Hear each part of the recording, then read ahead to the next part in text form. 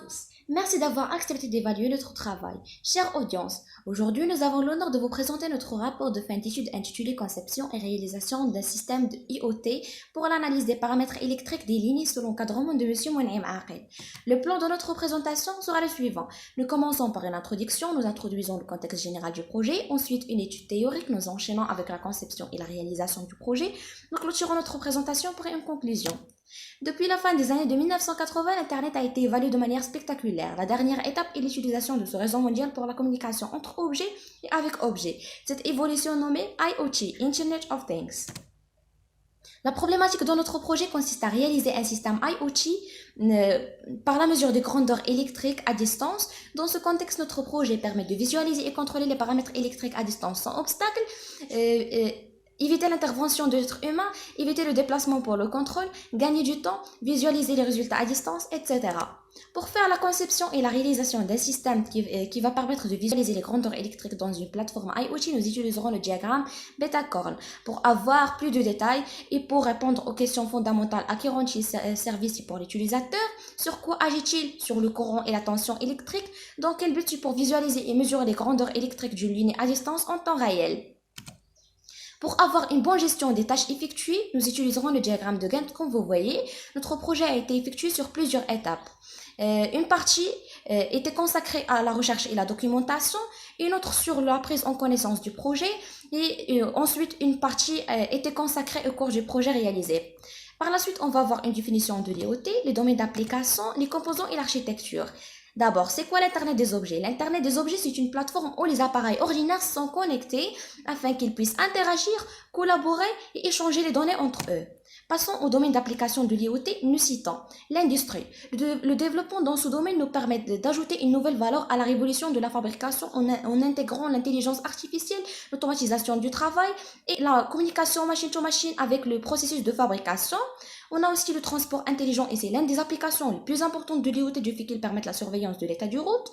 On trouve l'IoT dans le domaine de la santé électronique. Par exemple, on a la drone médicale qui permet de transporter les échantillons sanguins, le suivi et la surveillance des patients en améliorant leur satisfaction et en diminuant les coûts.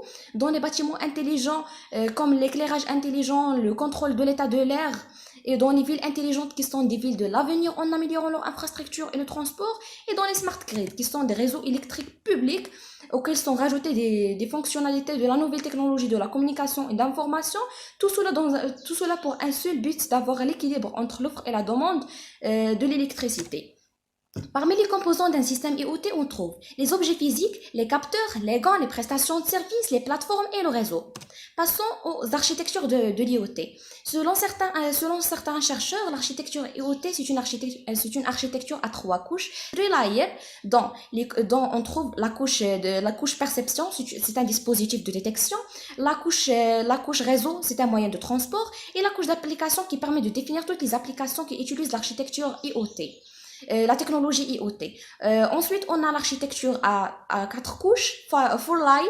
Les trois premières couches sont les mêmes. On a une couche supplémentaire appelée couche support pour la sécurité de l'architecture.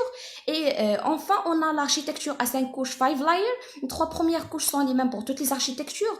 Et on a une couche de traitement qui permet le traitement des données collectées et une couche business qui agit comme un gestionnaire sur tout le système. Je passe la parole à Qadi Maryam. Bonjour, je me présente, je m'appelle Qadi Maryam. Alors, on commence. M2M en machine-to-machine est une communication directe entre les appareils utilisant n'importe quel canal de communication filaire et sans fil. La communication M2M peut inclure une instrumentation industrielle permettant à un capteur ou un compteur de communiquer les informations qu'il enregistre au logiciel d'application que peut l'utiliser. Ensuite, on a plusieurs domaines d'application du M2M. Premièrement, l'automobile. On peut identifier trois leviers qui encouragent les constructeurs à intégrer la connexion des véhicules dans leur stratégie et leur chaîne logistique, par exemple pour améliorer la sécurité. Deuxièmement, la domotique. Elle rassemble les techniques de l'électronique, de physique, de bâtiment, du bâtiment d'automatisme et l'informatique et des télécommunications utilisées dans le bâtiment et permettant de centraliser le contrôle des différentes applications de la maison. Troisièmement, distributeur automatique de biens consommables connectés par réseau filaire ou GSM à un serveur. Par exemple, pour le maîtrise du parc, la diminution des interventions sur les listes, etc. Quatrièmement, la surveillance et la sécurité. Cinquièmement, l'énergie et la télémétrie. L'objectif de la télémétrie est de contrôler à distance des biens ou des personnes. C'est le cas dans l'énergie avec les compteurs dits intelligents. Sixièmement, l'articulation entre l'Internet des objets et le M2M. On passe à l'architecture M2M. Le M2M permet un échange bidirectionnel d'informations entre le device M2M et l'application. Une plateforme de service M2M peut être intégrée dans l'architecture M2M et est mise en œuvre par un opérateur M2M.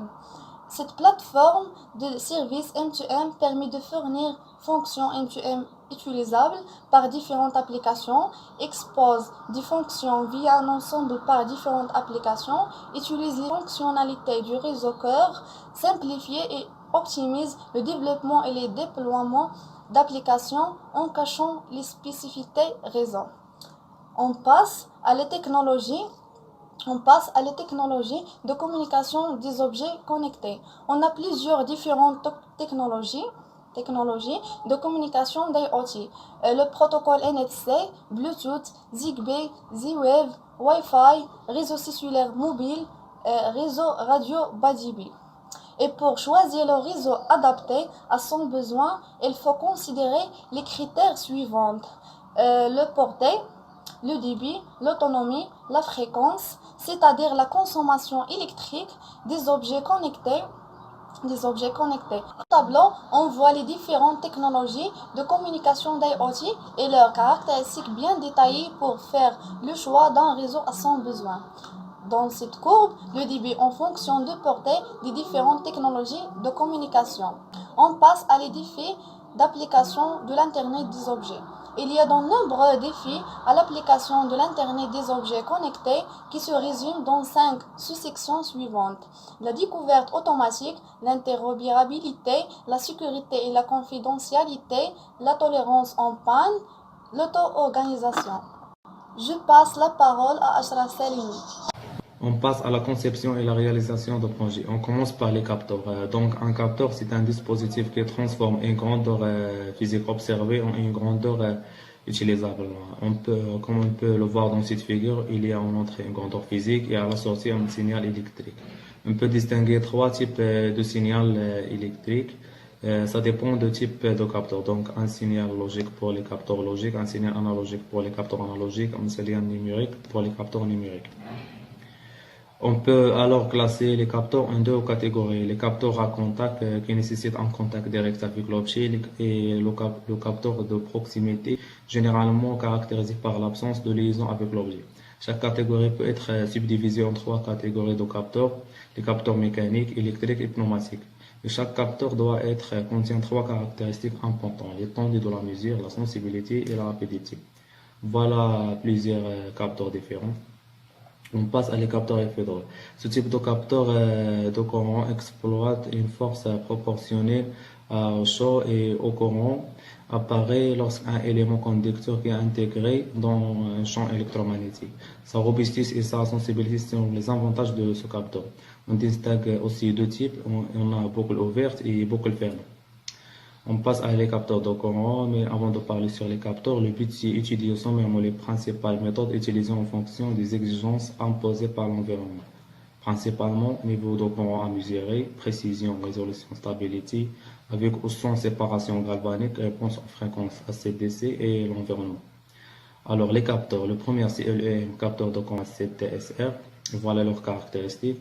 Le deuxième est l'EM, capteur de courant TT, voilà leurs caractéristiques. Le dernier, CS11 est le transducteur de courant CA et voilà leurs caractéristiques. On passe à les capteurs de tension, mais avant de parler sur les capteurs, on a deux méthodes très largement utilisées. La première, c'est pont de division de tension, on utilise deux résistances en série pour produire la tension de sortie. Et la deuxième, c'est la résistance de chaîne. Alors, les capteurs, le premier, c'est le modèle de capteur de courant en tension. Il est combiné avec le courant et la tension. Le deuxième modèle de transducteur de tension, ce modèle peut mesurer une tension de 250 volts. La troisième, c'est le modèle de capteur de tension P25. Son modèle, tout simplement basé sur le diviseur de résistance. Et la dernière solution, c'est la solution de transformateur. Cette solution combine entre le transformateur et l'utilisation de diviseurs de tension. Car les cartes en général exploitent de fonctionner des valeurs inférieures ou égales à 5 volts. Pour cela, on va utiliser un transformateur abaisseur 230 volts, 12 volts et utilisation de diviseurs de tension 12 volts à 5 volts. On passe à les cartes intelligentes. La première carte, c'est modèle Wi-Fi ESP8266. C'est un système autonome qui n'a pas nécessairement besoin d'un microcontrôleur pour manipuler les entrées et les sorties, comme veut le faire normalement avec l'Arduino, parce qu'il agit comme un petit ordinateur. Et voilà leurs caractéristiques. La deuxième, c'est Arduino Uno R3. On peut utiliser comme un programmateur serré avec le ESP. Voilà leurs caractéristiques. Et la troisième, c'est la carte OMOS DM. Cette carte est basée de modèle ESP8266 développé par la société OMOS. Voilà leurs caractéristiques. On passe la parole à Mohamed Innous. Maintenant, pour les composants que nous avons choisis pour notre projet, on commence par la carte MCU version 3. C'est un microcontrôleur interactif. Il a un modèle ESP8266 intégré. Il a une puce CPL 2102 TTL. Il a une seule entrée analogique et son prix au Maroc c'est 110 dirhams. Pour le capteur de courant, il est basé sur la puce ACS 712 d'Allegro. Son principe, c'est d'utiliser le champ magnétique généré par le courant, c'est-à-dire l'effet Hall, pour mesurer le courant qui le traverse. Et son prix au Maroc, c'est 38 dirhams. Pourquoi nous avons choisi 16 cartes et ce capteur? Nous avons choisi 16 cartes parce que c'est la moins chère disponible au marché et ce capteur parce qu'il se branche avec des circuits alternatifs au continu et avec des tensions qui est importante. La plateforme Adafruit.io, c'est la plateforme que nous avons choisie pour notre projet. C'est une plateforme open source et donne la possibilité de gérer et de visualiser les données en temps réel. Et pour le serveur MQTT, Message Q Telemetry Transport, c'est un protocole de communication de périphérique pris en charge par Adafruit.io. Pour la programmation de la carte Node MCU V3, voilà l'algorithme d'acquisition d'un signal et on passe au programme que nous avons utilisé. Premièrement, on déclare les bibliothèques pour identifier l'ESP et le serveur MQTT. Ensuite, la connexion au Wi-Fi et la connexion à la plateforme Adafruit.io par notre propre nom et clé. Cette partie, c'est pour définir l'entrée analogique du capteur et les différentes variables. Voici le setup pour connecter au Wi-Fi. Et on passe à la loupe des programmes. Premièrement, la connexion à MQTT. On calcule la valeur de tension d'entrée du capteur. On calcule la valeur efficace de tension et enfin on calcule la valeur efficace du courant. Et cette partie, c'est pour publier les données à la plateforme chaque seconde. Chaque seconde, on lit l'entrée analogique du capteur, on calcule la valeur maximale, la valeur minimale et on fait la différence entre les deux. Et pour ces valeurs, c'est juste pour une bonne visualisation. Cette dernière partie du programme, c'est pour connecter et reconnecter au serveur MQTT. On passe maintenant à la conception et la réalisation des projets. Nous avons fait la conception des montages par le logiciel FreeZine. On a le pin VCC connecté avec le pin 3V3 de la carte et le pin GND du capteur avec le pin GND de la carte et le pin out du capteur avec l'entrée analogique de la carte. Et nous avons fait la conception de la boîte de protection des projets par le logiciel SolidWorks 2015. Et voilà le projet en réalité. Et on passe maintenant à la simulation des projets. Lorsqu'il n'y a pas de courant, voilà la simulation. Et lorsque le courant passe, voilà la simulation en temps réel sur la plateforme Adafruit.io. Alors, suite à ce travail, nous avons comprendre l'Internet des objets et son influence sur le développement, sur le domaine de réseau électrique et les différents domaines. Nous avons réussi de manière efficace de visualiser et calculer le courant électrique à distance et de travailler avec plusieurs logiciels, par exemple Arduino IDE, FreeZine et SolidWorks. Et merci de votre attention.